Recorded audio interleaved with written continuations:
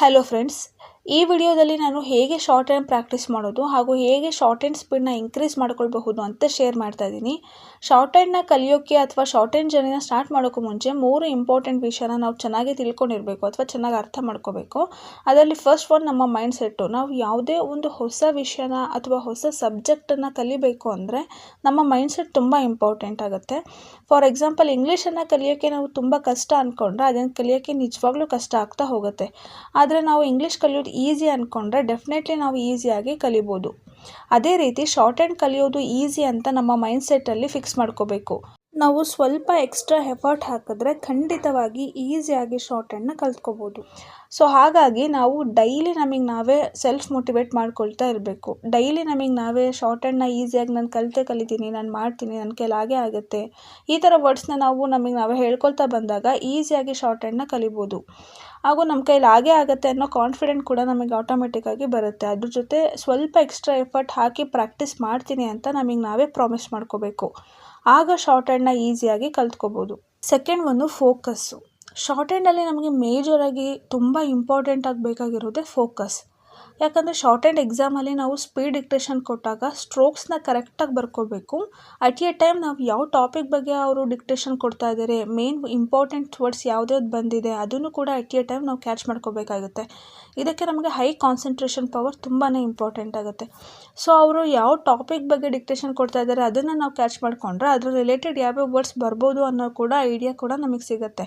So ನಾವು concentration ಪವರ್ನ increase ಮಾಡ್ಕೊಳ್ಳೋದು ತುಂಬಾ ಇಂಪಾರ್ಟೆಂಟ್ ಆಗುತ್ತೆ. ಹಾಗಾಗಿ ಪ್ರತಿದಿನ ಮಿಸ್ ಮಾಡದೆ ಡೈಲಿ ನಾವು ಮೆಡಿಟೇಷನನ್ನು 10 to 15 ಮಿನಿಟ್ಸ್ ಮಾಡಬೇಕು.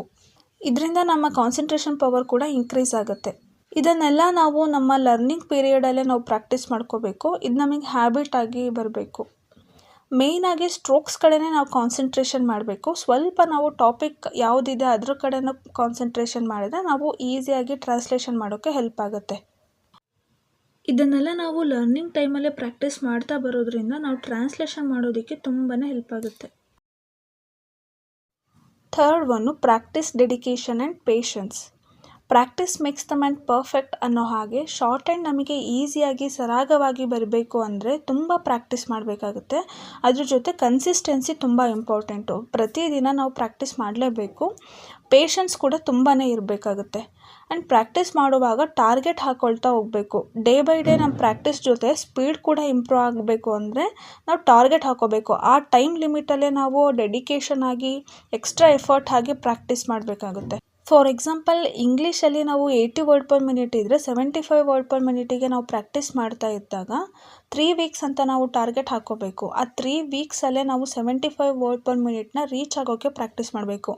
ಸುಮ್ಮನೆ ಪ್ರಾಕ್ಟೀಸ್ ಮಾಡ್ತಾ ಹೋದರೆ ನಮ್ಮ ಸ್ಪೀಡ್ ಕೂಡ ಇನ್ಕ್ರೀಸ್ ಆಗೋದಿಲ್ಲ. ನಾವು ಟಾರ್ಗೆಟ್ ಹಾಕ್ಕೊಂಡಾಗ ನಮ್ಮ ಡೆಡಿಕೇಶನ್ನು ಮತ್ತು ಫೋಕಸ್ ಲೆವೆಲು ಜಾಸ್ತಿ ಆಗುತ್ತೆ. ನಾವು ಟಾರ್ಗೆಟ್ನ ರೀಚ್ ಆಗೋಕ್ಕೆ ಟ್ರೈ ಮಾಡ್ತಾ ಇರ್ತೀವಿ. ಆಗ ಪ್ರಾಕ್ಟೀಸ್ ಕೂಡ ನಾವು ಜಾಸ್ತಿ ಮಾಡ್ತಾ ಹೋಗ್ತೀವಿ. ಹಾಗಾಗಿ ನಾವು ಟಾರ್ಗೆಟ್ ಹಾಕ್ಕೊಳ್ಳೋದು ತುಂಬ ಇಂಪಾರ್ಟೆಂಟು. ಇದರಿಂದ ನಮ್ಮ ಶಾರ್ಟ್ ಹ್ಯಾಂಡ್ ಎಕ್ಸಾಮ್ ಕೂಡ ಬೇಗ ಕ್ಲಿಯರ್ ಮಾಡ್ತೀವಿ ನಾವು. Next, how to practise shorthand. ನಾವು ಶಾರ್ಟ್ ಹ್ಯಾಂಡ್ ಕಲಿಯೋಕ್ಕೂ ಮುಂಚೆ ಎಲ್ಲ ಬೇಸಿಕ್ ಪ್ರಿನ್ಸಿಪಲ್ ಮತ್ತು ಚಾಪ್ಟರ್ಸ್ನ ಕಂಪ್ಲೀಟ್ ಮಾಡಿರಬೇಕು. ಪಿಟ್ಮೆಂಟ್ ಶಾರ್ಟ್ ಹ್ಯಾಂಡ್ ಆಗಿರ್ಬೋದು ಅಥವಾ ಕನ್ನಡ ಥಿಯರಿನ ಥರೋಲಿ ಕಲ್ತಿರಬೇಕು. ಚಾಪ್ಟರ್ಸಲ್ಲಿ ಬರೋ ಎಲ್ಲ ಎಕ್ಸಸೈಸ್ ಕೂಡ ಚೆನ್ನಾಗಿ ಪ್ರಾಕ್ಟೀಸ್ ಮಾಡ್ಕೊಂಡಿರಬೇಕು. ಬಿಕಾಸ್ ಸ್ಪೀಡಲ್ಲಿ ಕೆಲವೊಂದು ವರ್ಡ್ಸ್ಗಳು ಮತ್ತು ಜಾಯ್ನಿಂಗ್ ವರ್ಡ್ಸ್ ಅದೆಲ್ಲ ಬರುತ್ತೆ. ಸೊ ಹಾಗಾಗಿ ಅದನ್ನು ಎಕ್ಸಸೈಸಸ್ ಪಾರ್ಟ್ ಏನಿರುತ್ತೆ ಅದು ಪೂರ್ತಿಯಾಗಿ ಕಂಪ್ಲೀಟಾಗಿ ಥರೋ ಆಗಿ ಕಲ್ತಿರಬೇಕು. ಅದೆಲ್ಲ ಕಲ್ತಾದ್ಮೇಲೆ ಸ್ಪೀಡಿಗೆ ಬಂದಾಗ ನಾವು ವೀಕ್ಲಿ ಟ್ವೈಸ್ ಆದರೂ ಅದನ್ನು ರಿವಿಷನ್ ಕೂಡ ಮಾಡ್ತಾ ಇರಬೇಕು. ಇದು ಫಸ್ಟು. ಸೆಕೆಂಡ್ ಬಂದು ಬೇಸಿಕ್ ಚಾಪ್ಟರ್ ಆದಮೇಲೆ ನಾವು ಗ್ರಾಮಲೋಗ್ಸ್ ಆಗಿರ್ಬೋದು, ಫ್ರೇಸಸ್ಸು, ಅಡ್ವಾನ್ಸ್ ಫ್ರೇಸಿಯೋಗ್ರಫಿ, ಸ್ಪೆಷಲ್ ಕಾಂಟ್ರಾಕ್ಷನ್ಸು ಮತ್ತು ಕನ್ನಡದಲ್ಲಿ ವರ್ಣಪದಗಳು, ಸಂಕ್ಷೇಪಣೆ, ಪದಗಳ ಸಮೂಹ, ಛೇದಿಸುವಿಕೆ ಮತ್ತು ಇಂಪಾರ್ಟೆಂಟಾಗಿ ಉಪಸರ್ಗಗಳು, ಅಂತ್ಯಸರ್ಗಗಳು ಇದನ್ನು ಚೆನ್ನಾಗಿ ಪ್ರಾಕ್ಟೀಸ್ ಮಾಡಬೇಕು. ಆ್ಯಂಡ್ ಇದನ್ನು ನಾವು ಸ್ಪೀಡ್ ಪ್ರಾಕ್ಟೀಸ್ ಮಾಡುವಾಗ ಪ್ರತಿದಿನ ಸ್ಪೀಡ್ ಕಲಿಯೋಕ್ಕೂ ಸ್ಟಾರ್ಟ್ ಮಾಡೋಕ್ಕೂ ಮುಂಚೆ ಒಂದು 20 to 25 ಮಿನಿಟ್ಸು ಗ್ರಾಮಲೋಗ್ಸು ಮತ್ತು ಎಲ್ಲನೂ ಫಾಸ್ಟಾಗಿ ಒಂದು ಸಲ ರಿವಿಷನ್ ಮಾಡ್ಕೊಬೇಕು. ಒಂದು ಸಲ ಸ್ಪೀಡಾಗಿ ಬರೆದ್ಬಿಟ್ಟು ಆಮೇಲೆ ನಾವು ಶಾರ್ಟ್ ಹ್ಯಾಂಡ್ ಸ್ಪೀಡಿಗೆ ಪ್ರಾಕ್ಟೀಸ್ ಮಾಡಬೇಕು. ಥರ್ಡ್ ಬಂದು short hand outlines. Short and outlines ಕಡೆ ನಾವು ಮೇಯ್ನಾಗಿ ಫೋಕಸ್ ಮಾಡಬೇಕು. ನಮ್ಮ ಶಾರ್ಟ್ ಆ್ಯಂಡ್ ಔಟ್ಲೈನ್ಸ್ ತುಂಬ ದೊಡ್ಡ ಇತ್ತು ಅಂದರೆ ನಾವು ಸ್ಪೀಡ್ ಬರೆಯೋದಕ್ಕೆ ತುಂಬ ಟೈಮ್ ತೊಗೋತೀವಿ. ಸೊ ಸ್ಮಾಲ್ ಸೈಜಲ್ಲಿ ನಾವು ಬರೆಯೋದಕ್ಕೆ ಪ್ರಾಕ್ಟೀಸ್ ಮಾಡ್ಕೊತಾ ಬರಬೇಕು. ಇದನ್ನೆಲ್ಲ ಲರ್ನಿಂಗ್ ಪೀರಿಯಡಲ್ಲಿ ನಾವು ಪ್ರಾಕ್ಟೀಸ್ ಮಾಡ್ಕೊತಾ ಬಂದರೆ ಹೆಲ್ಪ್ ಆಗುತ್ತೆ. ಮತ್ತು 2 ಸ್ಟ್ರೋಕ್ಸ್ ಮಧ್ಯ ಗ್ಯಾಪ್ ಕೂಡ ಕಡಿಮೆ ಮಾಡ್ಕೊತಾ ಬಂದರೆ ನಮ್ಮ ಸ್ಪೀಡ್ ಕೂಡ ಇನ್ಕ್ರೀಸ್ ಆಗ್ತಾ ಹೋಗುತ್ತೆ. Next practising method. ಅದ್ರ ಫಸ್ಟ್ ಒನ್ನು ನಾನು ಆಗಲೇ ಹೇಳಿದಾಗೆ ಗ್ರಾಮರ್ ಲೂಪ್ಸು, ಫ್ರೇಸಸ್ಸು, ಸ್ಪೆಷಲ್ ಕಾಂಟ್ರಾಕ್ಷನು ಎಲ್ಲನೂ ಒಂದು ಸಲ ಫಾಸ್ಟಾಗಿ ರಿವಿಷನ್ ಮಾಡ್ಕೊಂಡು ಆಮೇಲೆ ನಾವು ಸ್ಪೀಡನ್ನ ಪ್ರಾಕ್ಟೀಸಿಗೆ ಬರಬೇಕು. ಇದನ್ನು ಕಂಪಲ್ಸರಿ ನಾವು ಡೈಲಿ ಮಾಡಲೇಬೇಕು. ಸೆಕೆಂಡ್ ಒಂದು ಪ್ಯಾಸೇಜನ್ನ ನಾವು ಕಂಪ್ಲೀಟಾಗಿ ತೆಗೆದುಕೊಂಡು ಅದನ್ನು ಪೂರ್ತಿಯಾಗಿ ಒಂದು ಸಲ ಓದಬೇಕು. ಪ್ಯಾಸೇಜಲ್ಲಿ ಬರೆದಿರೋ ಸ್ಟ್ರೋಕ್ಸ್ನ ನಾವು ಐಡೆಂಟಿಫೈ ಮಾಡಬೇಕು. ಐಡೆಂಟಿಫೈ ಮಾಡೋಕ್ಕೆ ಟ್ರೈ ಮಾಡಿದಾಗ ಅದ್ರಲ್ಲಿ ಬಂದಿರುವಂತಹ ಬೇಸಿಕ್ ಪ್ರಿನ್ಸಿಪಲ್ ಆಗಿರ್ಬೋದು, ಅಂತ್ಯ ಸರ್ಗಗಳು, ಉಪಸರ್ಗಗಳು, ಹಾಲ್ವಿಂಗ್ ಪ್ರಿನ್ಸಿಪಲು, ಡಬ್ಲಿಂಗ್ ಪ್ರಿನ್ಸಿಪಲ್ಲು ಅದೆಲ್ಲ ನಮಗೆ ನೆನಪಾಗ್ತಾ ಹೋಗುತ್ತೆ. ಈ ಥರ ನಾವು ಪ್ರಾಕ್ಟೀಸ್ ಮಾಡಿಕೊಂಡಾಗ ನಮಗೆ ಚಾಪ್ಟರ್ಸ್ ಕೂಡ ರಿವಿಷನ್ ಆಗುತ್ತೆ. ನಾವು ಬುಕ್ಕಲ್ಲಿ ಇರುವ ಸ್ಟ್ರೋಕ್ಸ್ನ ಐಡೆಂಟಿಫೈ ಮಾಡಿದ್ರೆ ನಾವು ಬರೆದಿರೋ ಸ್ಟ್ರೋಕ್ಸ್ನ ನಮಗೆ ಐಡೆಂಟಿಫೈ ಮಾಡೋದಕ್ಕೂ ಹೆಲ್ಪ್ ಆಗ್ತಾ ಹೋಗುತ್ತೆ. ಥರ್ಡ್ ಒನ್ ಅಂದರೆ ಪ್ಯಾಸೇಜಲ್ಲಿ ಬಂದಿರೋ ಡಿಫಿಕಲ್ಟ್ ವರ್ಡ್ಸ್ನ ಮೊದಲು ಬರ್ಕೊಂಡು ಎಲ್ಲ ವರ್ಡ್ಸ್ಗಳನ್ನೂ ಒಂದು 40 to 50 ಟೈಮ್ಸು ನಾವು ಪ್ರಾಕ್ಟೀಸ್ ಮಾಡ್ಕೋಬೇಕು. ಪ್ರಾಕ್ಟೀಸ್ ಮೆಥಡಲ್ಲಿ 2 ಥರ ಪ್ರಾಕ್ಟೀಸ್ ಮಾಡ್ಬೋದು. ಅದರಲ್ಲಿ ಫಸ್ಟ್ ಒನ್ ಪ್ರಾಕ್ಟೀಸ್ ಹೋಲ್ ಪ್ಯಾಸೇಜ್ನ 10 to 15 ಟೈಮ್ಸು ಪ್ರಾಕ್ಟೀಸ್ ಮಾಡಿ ನಂತರ ಡಿಕ್ಟೇಷನ್ ತೆಗೆದುಕೊಳ್ಳೋದು. ಈ ರೀತಿ ಪ್ರಾಕ್ಟೀಸ್ ಮಾಡುವಾಗ ನಾವು ಸ್ಟ್ರೋಕ್ಸ್ ಬರೀತಾ ಹೋದಾಗ ಮಿಡಲಲ್ಲಿ ಡಿಫಿಕಲ್ಟ್ ವರ್ಡ್ಸ್ ಬಂದರೆ ಆ ವರ್ಡ್ಸ್ನ ಪುನಃ 5 ಲೈನ್ಸ್ ಬರಿಬೇಕು. ಅಂದರೆ ಆ ಸ್ಟ್ರೋಕ್ಸ್ನ ಈಸಿಯಾಗಿ ಸರಾಗವಾಗಿ ಬರೆಯೋಕ್ಕೆ ಬರಬೇಕು ನಮಗೆ. ಅಲ್ಲಿ ತನಕ ನಾವು ಪ್ರಾಕ್ಟೀಸ್ ಮಾಡಬೇಕು. ಈ ರೀತಿ ನಾವು 10 ಮಿನಿಟ್ಸ್ ತನಕ ಫುಲ್ ಪ್ಯಾಸೇಜ್ನ ಕಂಪ್ಲೀಟ್ ಮಾಡಿ ಆಮೇಲೆ ಡಿಕ್ಟೇಷನ್ ತೆಗೆದುಕೊಳ್ಳೋದು. ಇದು ಒಂದು ಮೆಥಡು. ಸೆಕೆಂಡ್ ಮೆಥಡ್ ಏನಂದರೆ ಹೋಲ್ ಪ್ಯಾಸೇಜ್ನ 2 ಮಿನಿಟ್ಸ್ ಪ್ಯಾರಾಗ್ರಾಫ್ ಆಗಿ ಡಿವೈಡ್ ಮಾಡ್ಕೊಂಡು ಮತ್ತೆ ಅದರಲ್ಲಿ ಬರೋ ಒಂದೊಂದೇ ಸೆಂಟೆನ್ಸ್ನ ನಾವು ಪ್ರಾಕ್ಟೀಸ್ ಮಾಡ್ತಾ ಹೋಗಬೇಕು. 2 ಮಿನಿಟ್ಸ್ ಪ್ಯಾರಾಗ್ರಾಫ್ವರೆಗೂ ನಾವು ಪ್ರಾಕ್ಟೀಸ್ ಮಾಡಿದ ಮೇಲೆ ಅದನ್ನು ಡಿಕ್ಟೇಷನ್ ತೆಗೆದುಕೋಬೇಕು. ಅದರಲ್ಲಿ ಯಾವುದಾದ್ರೂ ವರ್ಡ್ಸ್ ಒಮಿಷನ್ ಆಗಿದ್ದರೆ ಆ ವರ್ಡ್ಸ್ನ ಮತ್ತೆ ಪ್ರಾಕ್ಟೀಸ್ ಮಾಡಿ ಡಿಕ್ಟೇಷನನ್ನು ತೆಗೆದುಕೊಳ್ಬೇಕು. ಟಿಲ್ 0 ಮಿಸ್ಟೇಕ್ ಆಗೋವರೆಗೂ ಪ್ರಾಕ್ಟೀಸ್ ಮಾಡಬೇಕು. ಈ ರೀತಿ 2 ಮಿನಿಟ್ಸ್ ಸ್ಪೀಡ್ನ ಪರ್ಫೆಕ್ಟಾಗಿ ಕಲ್ತು ಅದನ್ನು ಟ್ರಾನ್ಸ್ಲೇಷನ್ ಮಾಡಿದ್ಮೇಲೆ ನಾವು ಫರ್ದರ್ 2 ಮಿನಿಟ್ಸಿಗೆ ಹೋಗಬೇಕು. ಈ ರೀತಿ ಅಪ್ ಟು 10 ಮಿನಿಟ್ಸ್ವರೆಗೂ ಪ್ರಾಕ್ಟೀಸ್ ಮಾಡಾದಮೇಲೆ ಹೋಲ್ ಪ್ಯಾಸೇಜ್ನ ನಾವು 5 to 6 ಟೈಮ್ಸ್ ಮತ್ತೆ ಬರೆದ್ಬಿಟ್ಟು ಆಮೇಲೆ ಡಿಕ್ಟೇಷನ್ ತೆಗೆದುಕೊಳ್ಳೋದು.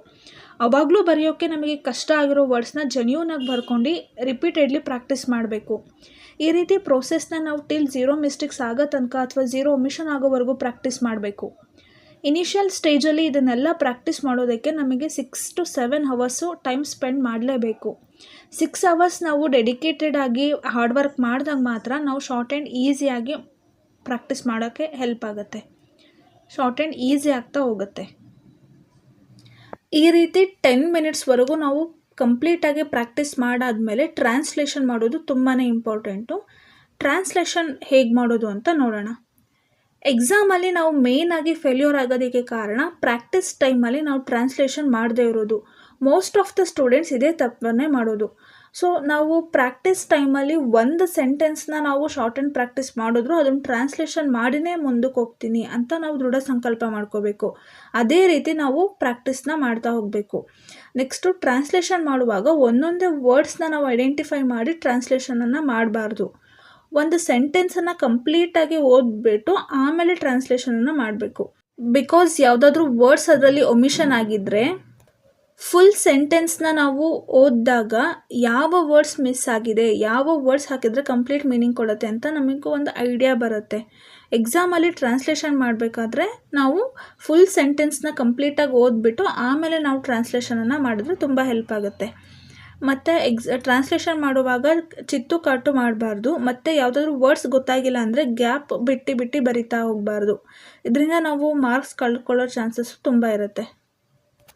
ಪ್ರಾಕ್ಟೀಸ್ ಟೈಮಲ್ಲಿ ನಾವು ಪ್ಯಾಸೇಜ್ನ ಫುಲ್ ಕಲ್ತಾದಮೇಲೆ ಡಿಕ್ಟೇಷನ್ ತೊಗೊಂಡು ಟ್ರಾನ್ಸ್ಲೇಷನ್ ಮಾಡಾದಮೇಲೆ ನೆಕ್ಸ್ಟ್ ಪ್ಯಾಸೇಜಿಗೆ ಮೂವ್ ಆಗಬೇಕು. ಎಕ್ಸಾಮಲ್ಲಿ ಏನು ಟೈಮ್ ಲಿಮಿಟ್ ಇರುತ್ತೆ ಅದೇ ರೀತಿ ಟೈಮರ್ ಇಟ್ಕೊಂಡು ವಿತಿನ್ ಅ ಟೈಮ್ ಲಿಮಿಟಲ್ಲಿ ನಾವು ಟ್ರಾನ್ಸ್ಲೇಷನನ್ನು ಮಾಡಬೇಕು. Next how to increase speed. Short ಆ್ಯಂಡಲ್ಲಿ ಅಕ್ಯುರೇಸಿಗೆ ನಾವು ಹೆಚ್ಚು ಇಂಪಾರ್ಟೆನ್ಸ್ನ ಕೊಡಬೇಕು. ನಮಗೆ ಸ್ಮೂತಾಗಿ ಅಕ್ಯುರೇಟಾಗಿ ಬರೆಯೋಕ್ಕೆ ಬಂದರೆ ಸ್ಪೀಡ್ನ ನಾವು ಈಸಿಯಾಗಿ ಇನ್ಕ್ರೀಸ್ ಮಾಡ್ಕೋಬೋದು. So we must focus accuracy and speed. ಸ್ಪೀಡ್ನ ಇನ್ಕ್ರೀಸ್ ಮಾಡ್ಕೊಳ್ಳೋಕ್ಕೆ ಫಸ್ಟ್ ಒನ್ ಹೆಚ್ಚು ಪ್ರಾಕ್ಟೀಸ್ ಮಾಡಬೇಕು. ಸೆಕೆಂಡ್ ಒನ್ ಸ್ಮಾಲ್ ಔಟ್ಲೈನ್ ಇರಬೇಕು ಮತ್ತು 2 ಸ್ಟ್ರೋಕ್ಸ್ ಮಧ್ಯೆ ಸ್ಪೇಸ್ ಕಮ್ಮಿ ಇರಬೇಕು. Third one free hand method practice ಮಾಡಬೇಕು. ನಾವು above the line, on the line, through the line ಅದ್ರ ಕಡೆ ಗಮನ ಮಾಡ್ದಲೇ ಸ್ಪೀಡಾಗಿ ನಮಗೆ ನಾವೇ ಡಿಕ್ಟೇಟ್ ಮಾಡ್ಕೊಳ್ತಾ ಹೇಳ್ಕೊಳ್ತಾ ಫ್ರೀಯಾಗಿ ಪ್ರಾಕ್ಟೀಸ್ ಮಾಡ್ತಾ ಹೋಗೋದು.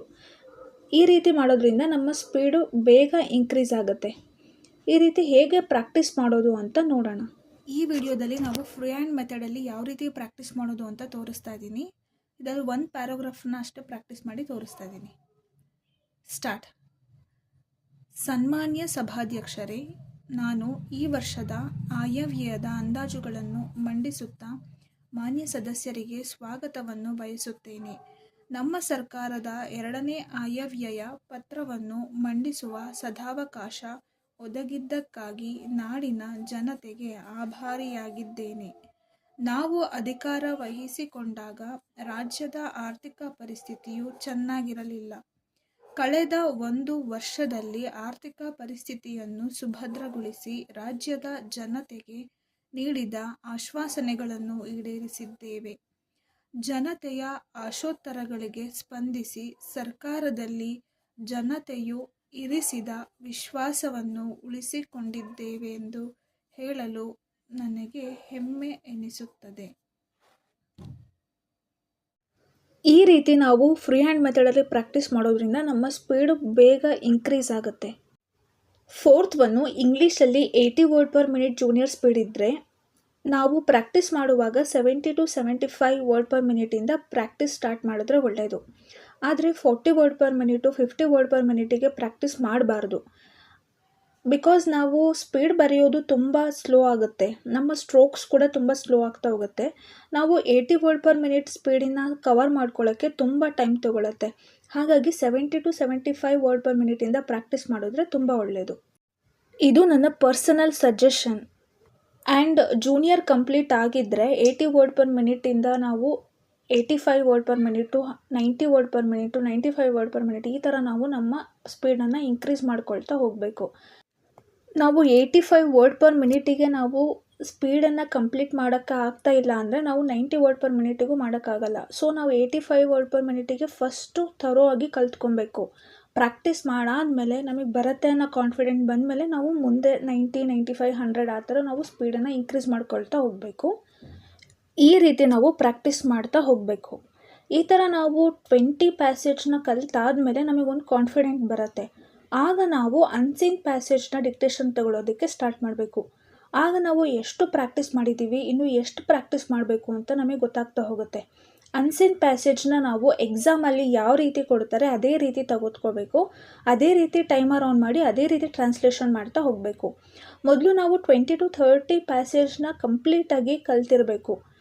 ಆಮೇಲೆ ನಾವು ಅನ್ಸೀನ್ ಪ್ಯಾಸೇಜ್ನ ತೆಗೆದುಕೊತಾ ಹೋಗಬೇಕು. ಎಕ್ಸಾಮಿಗೆ 1.5 ಮಂತ್ ಬಿಫೋರೇ ನಾವು ಪ್ರಾಕ್ಟೀಸ್ ಮಾಡ್ಕೋತಾ ಹೋಗಬೇಕು. ಅದರ ಜೊತೆಗೆ ಟಿ ವಿಲಿ ಬರೋ ನ್ಯೂಸ್ ಆಗಿರ್ಬೋದು, ಅದನ್ನು ನಾವು ಶಾರ್ಟ್ ಹ್ಯಾಂಡಲ್ಲಿ ಬರೆಯೋಕ್ಕೆ ಟ್ರೈ ಮಾಡ್ಬೋದು. ಮತ್ತು ನ್ಯೂಸ್ ಪೇಪರು, ಯಾವುದಾದ್ರೂ ಸಾಂಗು, ಅದನ್ನು ನಾವು ಶಾರ್ಟ್ ಹ್ಯಾಂಡಲ್ಲಿ ಬರೆಯೋದಕ್ಕೆ ಟ್ರೈ ಮಾಡಿದಾಗ ಬೇರೆ ಬೇರೆ ರೀತಿ ಪ್ರಾಕ್ಟೀಸ್ ಮಾಡ್ತಾ ಹೋದಾಗ ಶಾರ್ಟ್ ಹ್ಯಾಂಡನ್ನ ಬೇಗ ಕಲ್ತ್ಕೋಬೋದು. ಇಷ್ಟು ಶಾರ್ಟ್ ಹ್ಯಾಂಡ್ ಬಗ್ಗೆ ನನಗೆ ಗೊತ್ತಿರೋ ಅಂತಹ ವಿಷಯನ ನಿಮ್ಮ ಹತ್ರ ಶೇರ್ ಮಾಡ್ಕೊಂಡಿದ್ದೀನಿ. I hope this video steno ಸ್ಟೂಡೆಂಟ್ಸಿಗೆ ತುಂಬ ಹೆಲ್ಪ್ ಆಗುತ್ತೆ ಅಂತ. ಈ ವಿಡಿಯೋ ನಿಮಗೆ ಇಷ್ಟ ಆಗಿದ್ದರೆ ನಮ್ಮ ಚಾನೆಲ್ನ ಸಬ್ಸ್ಕ್ರೈಬ್ ಮಾಡಿ ಹಾಗೂ ನಿಮ್ಮ ಸ್ಟೆನೋ ಫ್ರೆಂಡ್ಸಿಗೆ ಇದನ್ನು ಶೇರ್ ಮಾಡಿ. Best of luck for all the steno students. Thank you so much for watching this video.